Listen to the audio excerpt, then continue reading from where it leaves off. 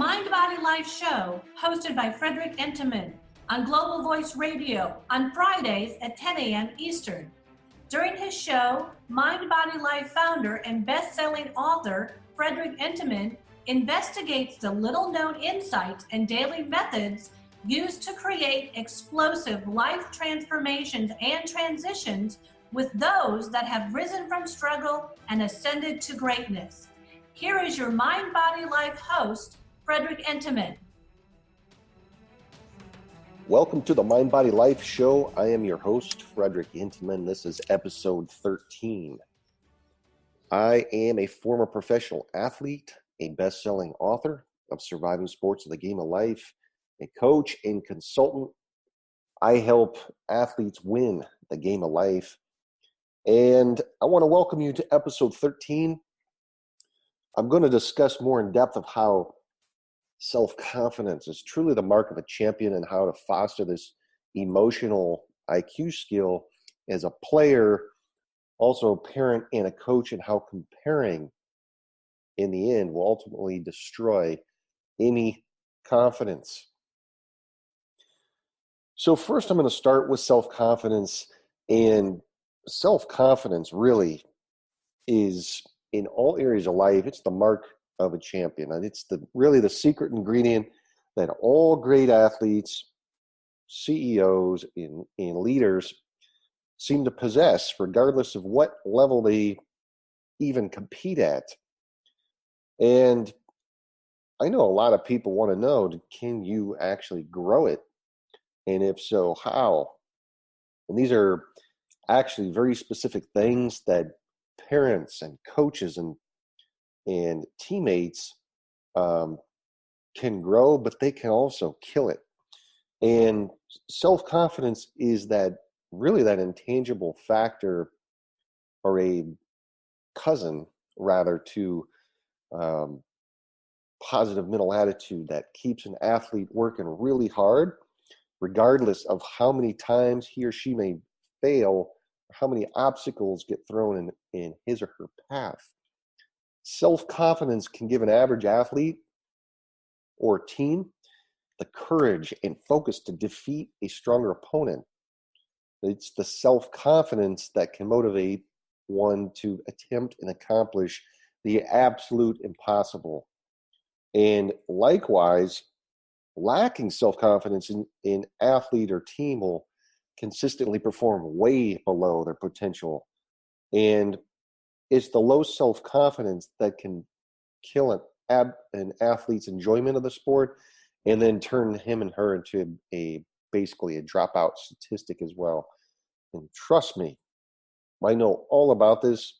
There was actually a point in my athletic career where my confidence was at the lowest point of the absolute totem pole, probably even below that.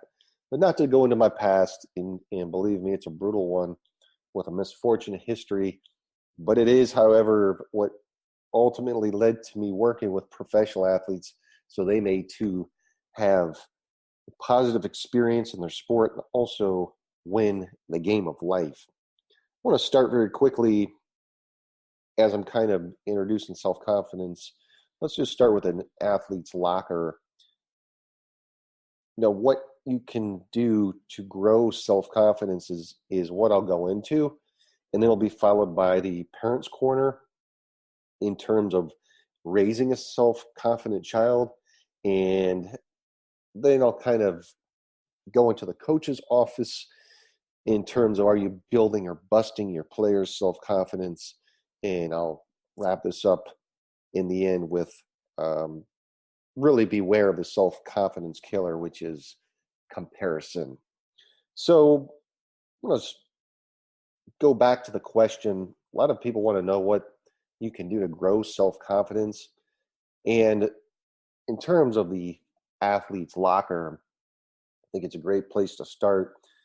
There's some days you just feel great about yourself, and boy, does it ever show in your performance. There's times where self-confidence is at an all-time high, and you can really go above and beyond, and those are fantastic days because it's representative of it's when everything comes together and you're in that emotional state that really is being primed, that allows one to get in the flow. And that is the ultimate achievement. That's what the greats are able to do just about every single time. So when you have confidence in yourself, you feel like you can just do about anything, that the sky's literally the limit. And it's during these wonderful moments you don't fear any opponent, and you don't perform loosely and aggressively. It's like the fear of losing is completely non-existent when you're confident. You simply defy the so-called experts and even pull off an upset against that much tougher opponent as well. And the funny thing is that when you feel good about yourself, in your mind, this victory wasn't an upset at all. It's simply something you expected, because your self-confidence obviously is that high. If we only had access to that level of confidence all the time, right? If only. Then there's also those days on the flip side when you feel completely overwhelmed, kind of like a minnow swimming among sharks, and you doubt yourself, you question your abilities, and you seem way too easily psyched out. Your play doesn't have its normal zip or energy, and the result is you're a half step behind everyone else, and your timing's off. You're easily intimidated, and you just don't feel as strong or powerful, and your play suffers because you're quick to be distracted by words or mistakes and failing. And in short, your self-confidence is nowhere to be found. When you feel this badly about yourself and you begin to question why you're even still playing the sport, it's not a great place to be. It's something where I think everyone's been to, but we don't want to stay there. And there's no question that self-confidence plays a role in how well you perform. It goes without saying. But when you have enough of it, you'll walk on water performance-wise.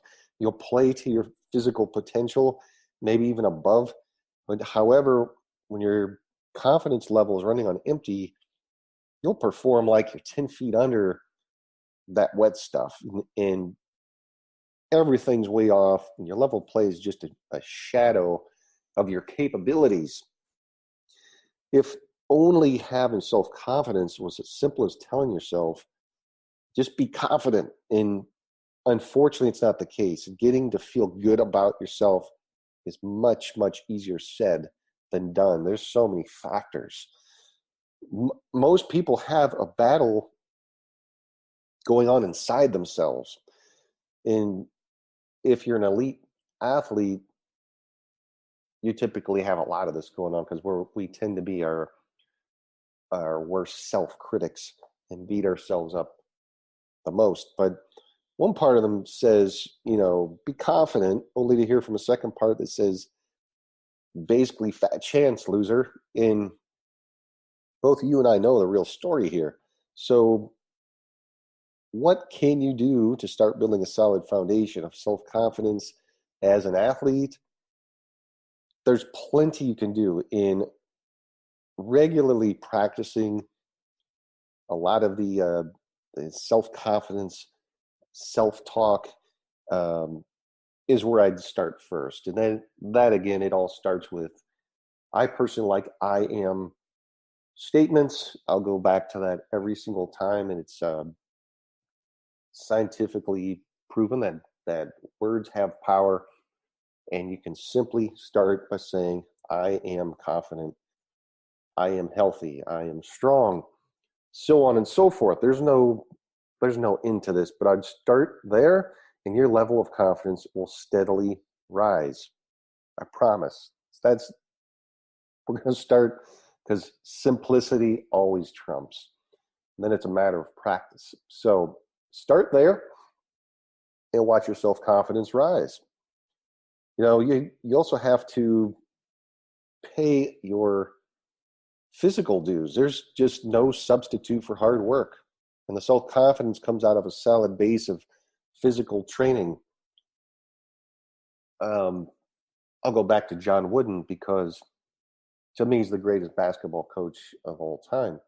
And he actually stressed physical fitness before even the game of basketball. If you weren't physically fit, you simply couldn't play for him. And it's kind of like, if you've done your homework and trained well, you have a right to feel confident. If you've regularly slacked off, trying to feel confident is a joke, and it's on you. So do everything possible in your power, and then do it a little more. Confidence comes from knowing you've trained longer and harder than your competitors.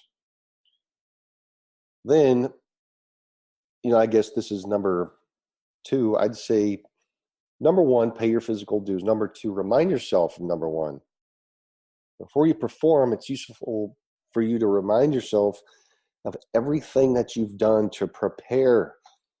Sometimes under pressure, you get too nervous and you just can't think clearly. So you forget how well you've trained. You forget all the hours you've put in, all the sacrifices.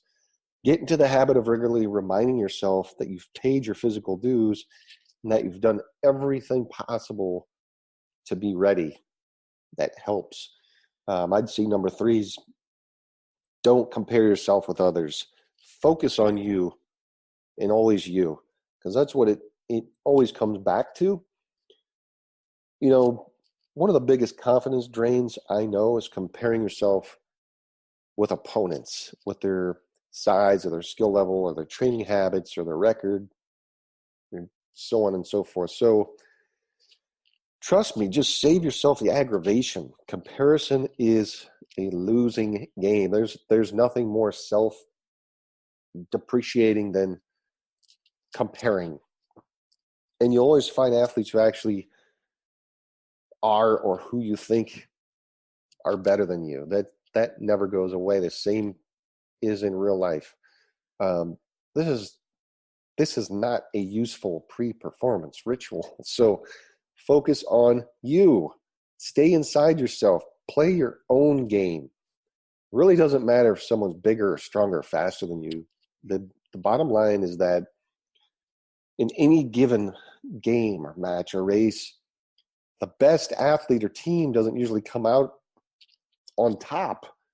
It's the athlete or team that has more confidence and can keep their head on straight for that competition. So I guess that leads me into my 4th point, is focus on what you can control. You might hear this all the time, but it's true. Another confidence drain is to focus on the uncontrollables, or things about the performance that are directly out of your control.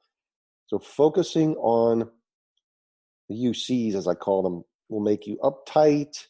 The uncontrollables will kill your confidence, and the uncontrollables will sabotage your play.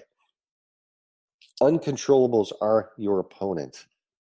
The officiating, the weather, the field conditions, the past, the outcome, other people's expectations. This trickles into real life as well. Just focus on you and control what you can control. Keep your focus locked into what you can control, and then how you react to all of the UCs are uncontrollable factors. And you should find your concentration drifting from this, quickly returning to it. And you always want to dwell on the positive. I guess I'll put this at number 5, is always dwell on the positive. Get in the habit of looking for the upside of things. Being negative will only kill your own self-confidence. And it's getting into the habit of, when our confidence is even tested, of going back to the positive as well. But, it will also sap the confidence of those around you. That's what I like most. If the weather's foul, dwell on how this will bother your opponents, for example, more than you. If an opponent's bigger, faster, or again, stronger, think about how they have much more to lose than you, since you're not expected to win. this could be in business as well. If you're dwelling on the fact that you're upstarting and comparing yourself to, um, let's just say top 1% in your field, well, it's not actually going to help you out. If a competitor starts to suddenly, for example, cheat or talk trash or think about why they're doing it because they don't feel that their skill level by itself is enough to beat you, I guess I'll compare this to haters who talk trash about your business. And be positive. You'll feel better about yourself and perform at a higher level in all ways, shapes, or form. Just dwell on the positive. It's that simple. Simplicity is such a factor to success. I study human performance. I'm a human performance expert, and I'll go back to it time and time again. Keep it simple, stupid. And this leads me into number 6 is catch yourself doing the right things. Catch yourself doing things right. Get into the habit of focusing on your small little victories. Mark them down every day and celebrate those victories, because it's the small victories that add up into the huge successes, the big goals at the end of the year that we set out at the beginning, right? So start today to keep a victory log or a recording of the little things you did that day, that again, which were the small victories. If you push yourself beyond a training limit, then record that. If you ran a little further, jumped a little higher, trained a little harder, record those. Because by getting in the habit of hunting for your little daily victories and writing them down, you'll gradually build your self-confidence. That's what this episode's all about. Keep your victory log wherever you want to write it. I have mine in a notepad every day. And then review it daily. Go back and especially at the end of the day, or what I like to call instill this in a PM ritual. Just go over your day, reflect, and especially when you're down, having all those small victories. I mark mine with a V. It really helps to keep you up and moving forward. Number 7 is be a good coach to yourself. So get in the habit of being a forgiving, positive coach to yourself. I always go back to when my confidence and my self-esteem was at an all-time low. I was the worst critic ever. Misery loves company, right? So when you make mistakes, learn from them and just let them go. Don't dwell on the mistakes and failures. Trust me, forgive yourself for them and then move on. Because dwelling on mistakes and beating yourself up will only fill you with self-doubts and self-sabotage. Trust me, you'll go further and further down that hole that you've created for yourself. It will not make you a better athlete or a better person. And great coaches are forgiving and positive. So practice being one yourself. That's what makes legendary. That's what wins championships. And that is how you win the game of life. I'm going to move very quickly into the parents' corner here. So I just want to touch on, if you're a parent or maybe you have aspirations of being a parent, how do you raise a self-confident child? Whenever I went over to one of my very good friend's house back in the day, in grammar school, and his dad would look at me with approval and then quiz me about my latest athletic accomplishments. I understand you won the Lions Club tournament you played in, son. I read all about it in the newspaper. It says you were awesome. And then he turned to his son and say, I'll just say Ed because I don't want to use my friend's name. Why can't you be more like Frederick? Why don't you play tennis more? Why don't you go running with him more? I'd stand there feeling horribly uncomfortable, terribly embarrassed, and not have the words to be able to explain just why. No wonder why my friend was severely depressed and had less self-confidence and eventually the lowest drive than anyone I've ever known in my life. How would you like to grow up with a parent never wasted an opportunity to publicly point out to you you just weren't good enough, that they'd have preferred to have someone, quote unquote, more deserving as his true offspring, right? And sadly enough, I actually had a coach like this in high school that would do everything in his power to basically bring everyone else up but me, and never give me any type of compliment. And so I can relate to this very, very well. And you just have to overcome, okay? But as a parent, seriously, how is a young boy supposed to realize that his best friend's father was being a complete jerk and damagingly abusive? All I knew was that I hated going over to Ed's house when his dad was home. Guy gave me the creeps. While Ed's dad was probably just trying to motivate his son to be better and to feel better about himself, the man didn't have a clue that he was doing the exact opposite in spades. When you're not going to build self-confidence in your kids by putting them down in front of your friends, okay? You won't help your child feel better about him or herself by consistently giving him or her the message that he or she isn't good enough. So be careful here.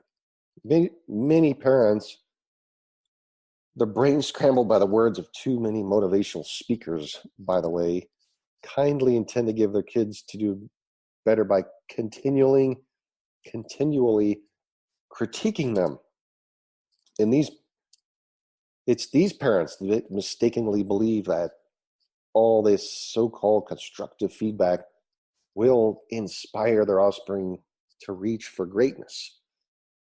So give it up, mom and dad. This is not how you'll get your kids to reach for the stars or soar with the eagles.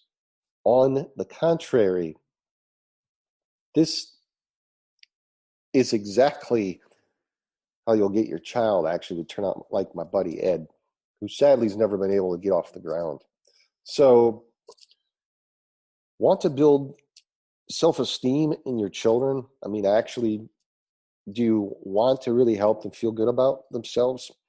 And I mean, if so, then start catching them when they do things right. Start noticing the little things that they do so well. Have to actually pay attention and observe. Get out of your distractions and actually become an involved, engaging parent. Underline your children's positive behaviors, actions, and accomplishments. I'm not talking about going out and getting them a trophy for participation. Too much of that going on too. Just accept them for who they are and appreciate what they do. If they're putting forth an effort, at least to some degree, acknowledge that. Please don't waste your time and kill their confidence by comparing them with those around them. And comparing your child to their friends, teammates, or classmates is a very subtle and powerful, because the messages embedded in your comparisons do not get lost on them. They're indirectly telling them that they aren't good enough. So whether you mean this message to be delivered or not is irrelevant. And I know you want to know why. Because the real meaning of any communication is actually the response you get. Your intentions in this case are meaningless. Like my buddy Ed, that's what your children will experience when you get in the habit of actively comparing them to their siblings or anyone else. Now, I'm sure you just want to help your children excel. I know most parents do, to reach their ultimate potential. And there's no question that your son or daughter has great potential. Every single person has that seed of miraculous potential. There's no doubt about that. But however, I just want to urge you, don't make it your mission in life to free this potential up. Let the teachers and coaches push your child to their greatness. It's their job, not yours. So please understand that I'm not saying you don't have a role here. On the contrary, you have a huge role in helping your child feel good about themselves. It's your job to build self-esteem appropriately. And you do this primarily by providing your children with an appropriate role model. Model in your own life and with your own behaviors this reach for greatness. However, as far as their sports go, not your job to get them to be better. It's not your job to enlighten them as to all the things that they did wrong in their games. So never get yourself in the situation where you're forcing your so-called knowledge on them. If they make it clear to you that they don't want your feedback as far as their sports go, hey, then save yourself the aggravation and save them the heartache. I'm sure Ed's father had no intention of severely damaging his son's self-esteem. That's clear, but I'm also sure that if he had any idea how Ed's life would have turned out, that he would have acted differently towards him. And sadly, Ed grew up hating his dad. Ed also unknowingly organized his life so that in everything he did, he'd actively disappoint his father. This was Ed's way of expressing his anger and then getting even. It's a twisted psychology, but that's how it turns out. And unfortunately, Ed chose a way of expressing his anger that was at his expense. You know, he enrolled in a local junior college instead of top 4-year university where he'd even been accepted. And he continuously, to this day, picks jobs that were way beneath his ability level. You know, he dresses like a slob, and his father was extremely particular about his own appearance. He refused to venture outside of his comfort zone in every single aspect of his life. You know, it's growing self-confidence in your children requires a great deal of sensitivity on your part. So before you open your mouth, try to think about how your child will respond to your words. Don't think about how you respond when you are his or her age. Try to ask yourself, what do I want my child to learn from this interaction? Try to keep your child's sport in perspective.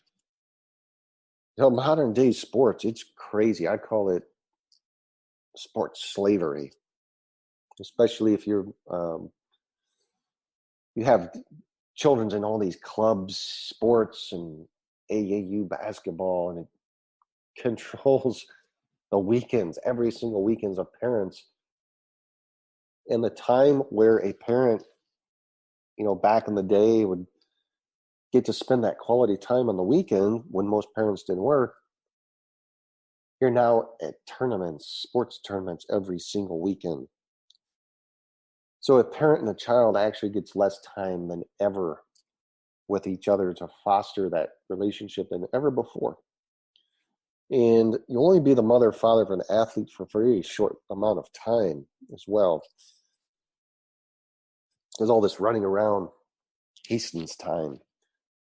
And obviously, hopefully you'll be their mother or father for life, but don't jeopardize your relationship and their well-being just so you can get better and win more.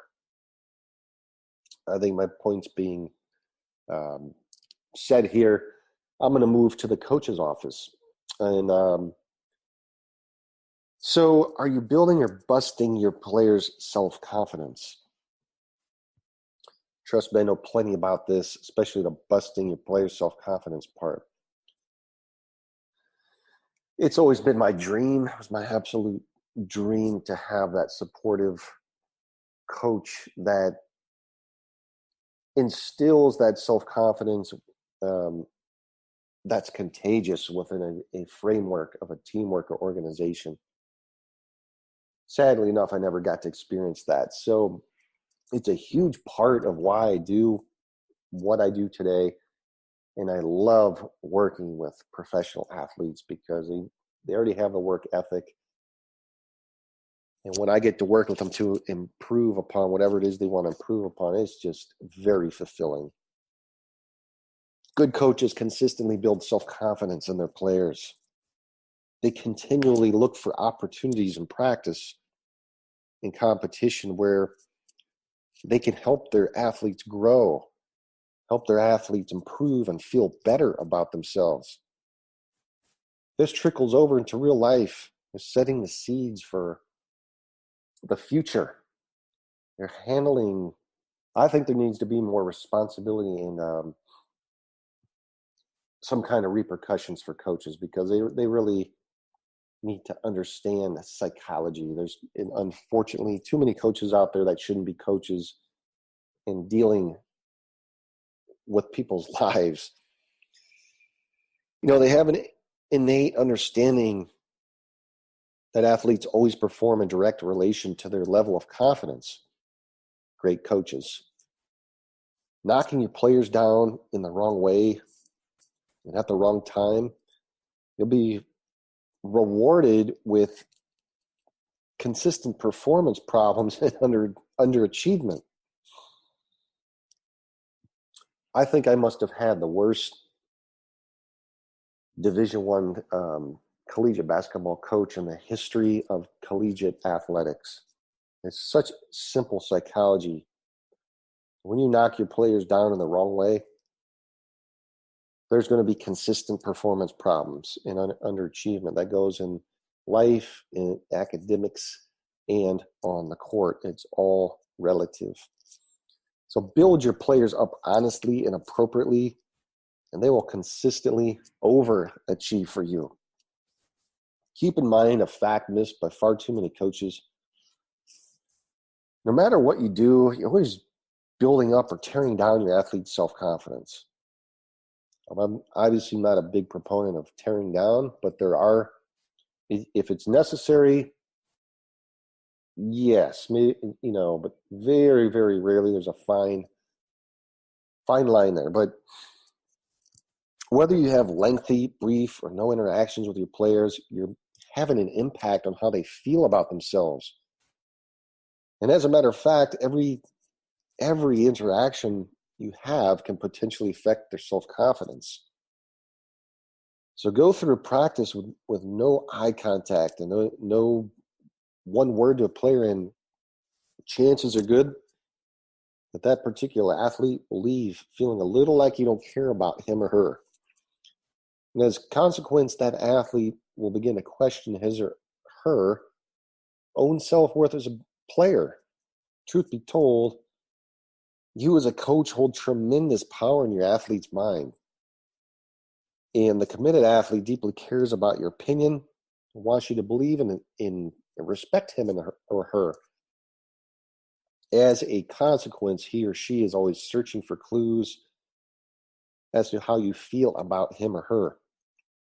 And I always wanted consistent feedback. I always wanted to, especially if I had a great practice and I knew I'd put in 110%.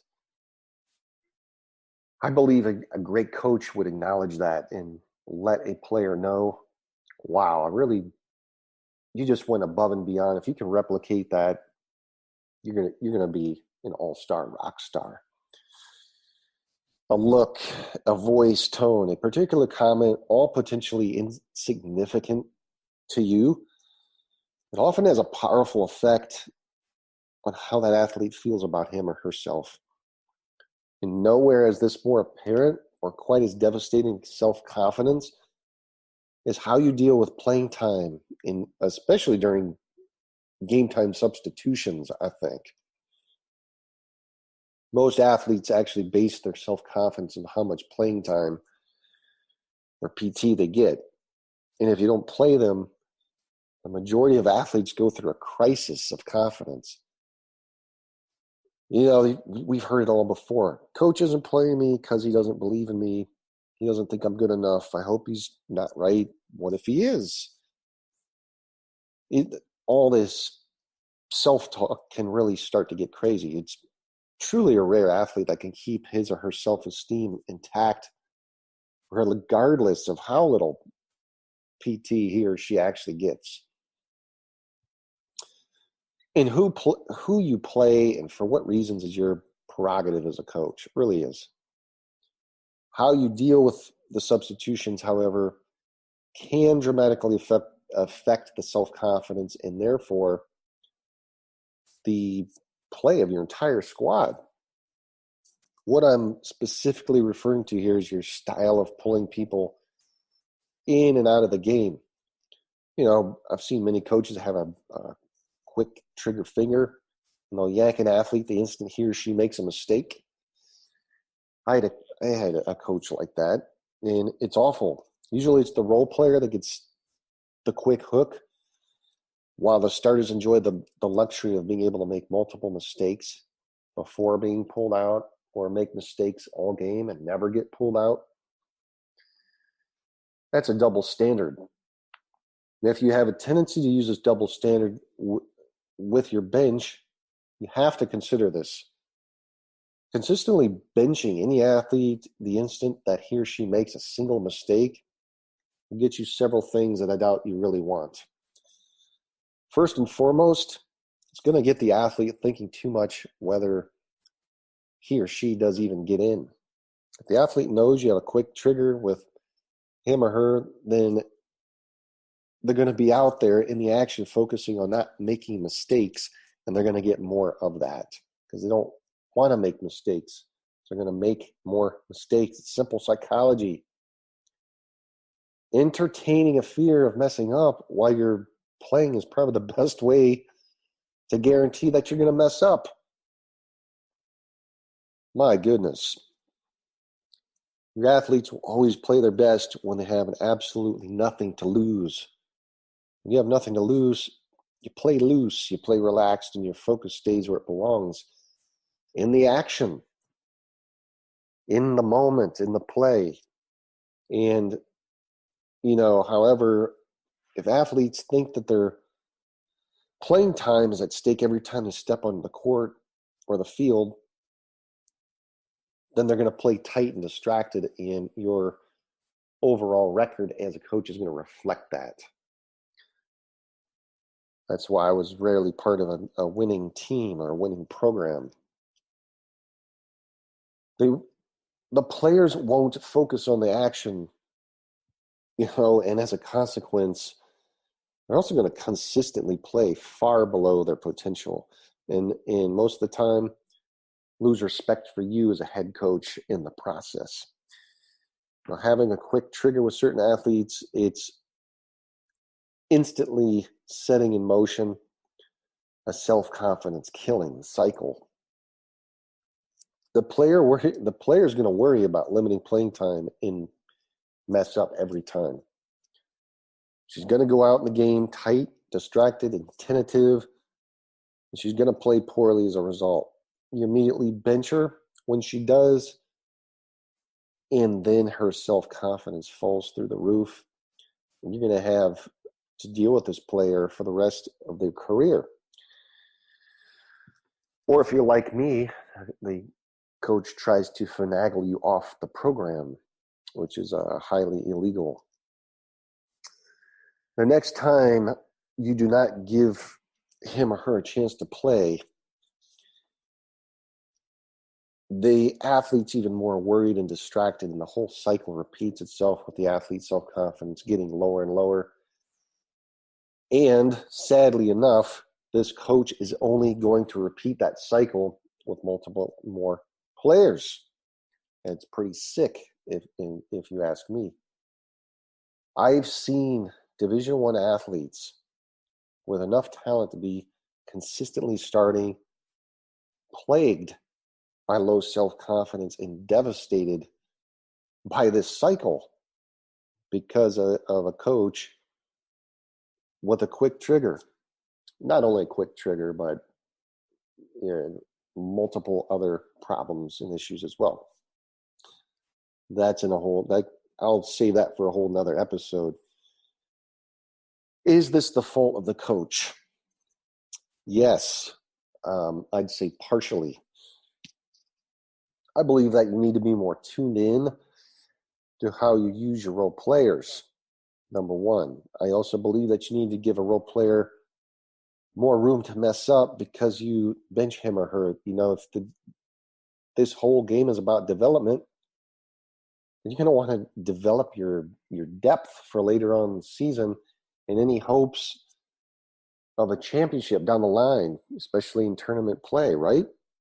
So if you strongly feel that because of the nature of the competition in your league that you can't afford to allow them more than one mistake, then it's your job to help that player quickly let go of their mistakes and maintain a correct focus during playing time.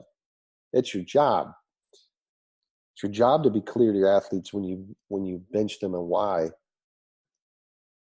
Not simply tell them to go rot at the end of the freaking bench or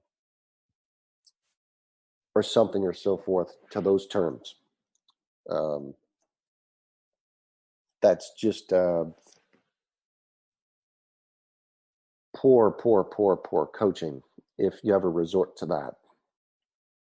So keep in mind that every role player on your team is in a double bind. So in order for them to play loosely and with more confidence, they need to be able to they need to be completely oblivious about messing up. Okay, this means that they need to have absolutely no worries about even being benched. They're knowing that, if I'm going to make a mistake and I'm going to be benched for it, it's a threat. That's a psychological threat on another individual. They can only come with more, not less playing time. And unfortunately, they can't get more playing time without playing well. They can't play well without more confidence.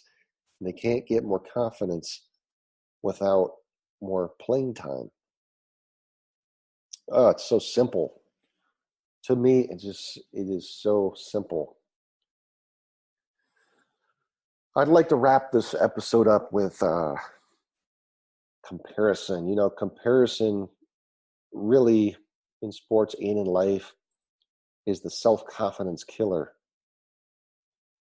A samurai, a very proud warrior, came to see his Zen master one day.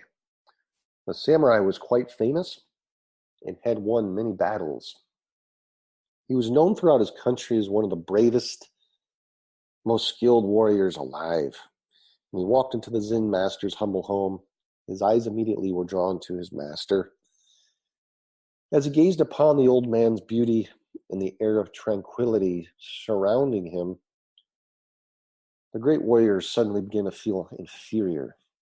He said to the master, "Why do I feel so small with you? Why do I feel so badly about myself?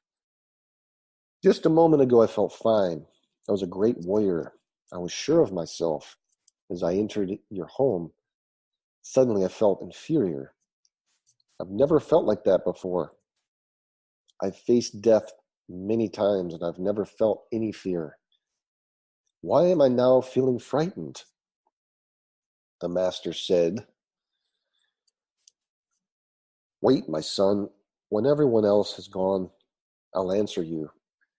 People continued to come and see the master the entire day, and the great samurai, as patient a man as he was, began to get more and more tired waiting.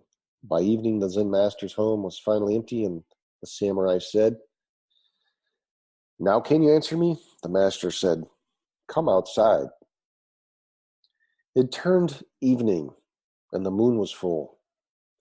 Its bright white shape was just beginning to rise on the horizon.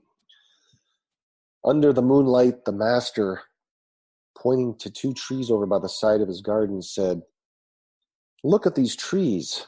This tree's high in the sky and reaches for the stars, while this one beside it is quite small.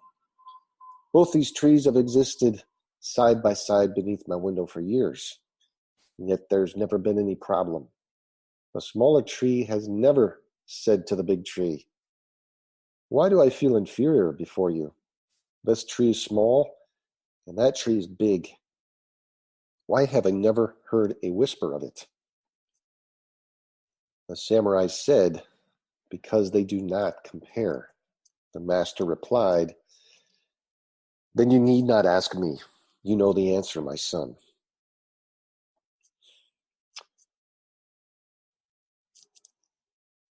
I love that little tale, and I love the lesson. It's quite simple in life and in sports. Comparing is the ultimate self-defeating tool known to man or woman. If you're having performance difficulty, if you're consistently underachieving, contact me.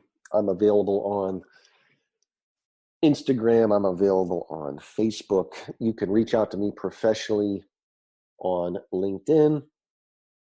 Obviously, I'm here on this podcast every single week. Feel free to Google me. I'm pretty much everywhere. But despite my success, I want you to know it's my passion to help athletes win the game of life. If you know of a professional athlete, feel free to send them my way. And it's been nice. I feel like this is a great episode.